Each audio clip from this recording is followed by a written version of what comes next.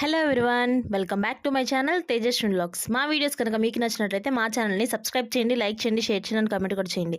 ఏంటి ఈరోజు ఇవన్నీ చూపిస్తుంది అని అనుకుంటున్నారా? ఈరోజు అయితే నేను బెల్లంతో పాయసం ఎలా ప్రిపేర్ చేసుకోవాలో డీటెయిల్గా చూపించబోతున్నాను. సో అందులో కావాల్సిన పదార్థాలు వచ్చేసి ముందుగా పాలు, అలాగే సబ్బియ్యము, పచ్చెనగపప్పు, ఏలక్కాయలు, నెయ్యి, ఇవన్నీ కూడా డ్రై ఫ్రూట్స్ ఇవన్నీ కూడా ముందుగా తీసి పెట్టుకోవాలన్నమాట. సో ముందుగా ఇలా మందపాటి గిన్నె పెట్టుకొని అందులో 3-4 టైమ్స్ వచ్చేసి పచ్చెనపప్పు బాగా కడుక్కోవాలన్నమాట. బాగా వాష్ చేశాక తర్వాత వచ్చేసి అవి ఫస్ట్ అంటే 2-3 చెంబులు అట్లా నీళ్ళు పోసేసేయాలన్నమాట పచ్చెనపప్పులోనే.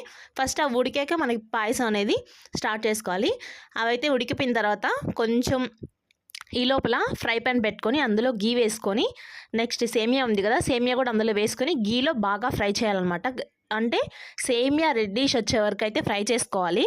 చూపిస్తున్నాను కదా, ఈ విధంగా అయితే ఫ్రై చేసుకోవాలన్నమాట. నెక్స్ట్ ఈ లోపల ఇది కూడా బాగా మనకి ఉడుకుతూ ఉంటుందన్నమాట. పచ్చెనపప్పు అనేది, పచ్చెనపప్పు హాఫ్ బాయిల్ అయిన తర్వాత ఇవన్నీ అందులో వేసుకోవాలి. పచ్చి పచ్చిగా ఉన్నప్పుడైతే వేసుకోకూడదు. సో నేను సేమియా ఫ్రై చేసిన ప్యాన్లోనే డ్రై ఫ్రూట్స్ అనేవి వేసుకున్నాను. నేను డ్రై ఫ్రూట్స్ ఏం తీసుకోలేదండి, ఓన్లీ జీడిపప్పు ద్రాక్ష అయితే తీసుకున్నాను. అవి కూడా కొంచెమే ఉన్నాయి, సో అవి వేసేసాను అనమాట. సో ఈ విధంగా అవి కూడా ఫ్రై చేసి పెట్టుకొని పక్కన పెట్టేసుకోవాలి. అంటే సేమియా ఫ్రై చేసాం కదా, ఆ గీలోనే వేసుకొని ఇవి కూడా ఫ్రై చేసి పెట్టుకోవాలన్నమాట. సో ఈ విధంగా అయితే చూస్తున్నారు కదా, పచ్చెనపప్పు అయితే మనకి హాఫ్గా బాయిల్ అవ్వాలి. చూపిస్తాను చూడండి, ఇలా బాయిల్ అయితే చాలు. ఎక్కువ మరీ ఉడికిపోకూడదు, ఎందుకంటే మరీ ఉడికిపోతే పెద్దగా టేస్ట్ ఉండదు అనమాట. కొంచెం మనం పాయసం తింటున్నప్పుడు ఆ ఫ్లేవర్ అనేది మనకి నోటికి అనేది తగులుతూ ఉండాలన్నమాట.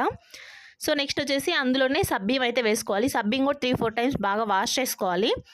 వాష్ చేసి పెట్టుకున్న సబ్బియ్యం వచ్చేసి అందులో వేసుకొని ఇవి రెండు బాగా మిక్స్ చేసుకోవాలి. కొంచెం బాయిల్ అయిన తర్వాత ఇవి రెండు కూడా బాయిల్ అవ్వాలి. సబ్బియ్యం కూడా కొంచెం ఉడితే చాలు, మరీ ఎక్కువ ఉడకాల్సిన అవసరం లేదు.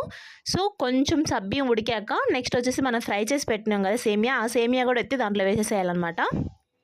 కలుపుతూ ఉండాలి, ఎందుకంటే పాయసం అనేది కింద అంటే గిన్నెకి అంటుకుంటుందన్నమాట. సో అలా అంటుకోకుండా మనం బాగా కలుపుతూ ఉండాలి.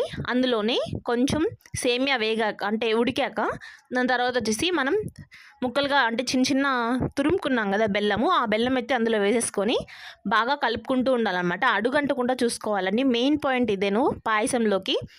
అవి బాగా అంటే బెల్లం బాగా కరిగిపోయాక అందులోనే ఏలక్కాయలు అయితే వేసుకోవాలి. నేను ఏలక్కాయలు 2 తీసుకున్నాను. ఆ ఏలక్కాయలు అయితే బాగా దంచుకొని పౌడర్ చేసుకొని అందులో అయితే వేసుకోవాలి.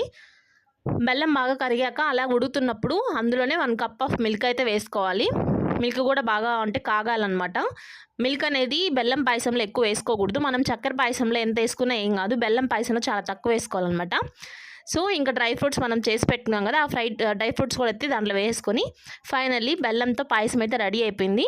సో ఈ వేలో ఒకసారి ట్రై చేసి చూడండి. ఎక్కువగా ఎక్కడ చేస్తారనేది నాకు కామెంట్ సెక్షన్లో కామెంట్ చేయండి. నాకు తెలిసి ఈ బెల్లం పాయసం అనేది కడప సైడ్ ఎక్కువ చేస్తుంటారనమాట. సో ఇది నా ఫేవరెట్, చాలా ఇష్టం నాకు ఇదంటే. సో మీరు ఒకసారి ఈ వేలో ట్రై చేసి చూడండి. ఎలా వచ్చిందో నాకు కామెంట్ సెక్షన్లో అయితే కామెంట్ చేయండి. So thank you for watching my channel. నాకైతే నా బెల్లం పాయసం అయితే టేస్ట్ అయితే చాలా అంటే చాలా నచ్చిందండి. So thank you for watching my channel.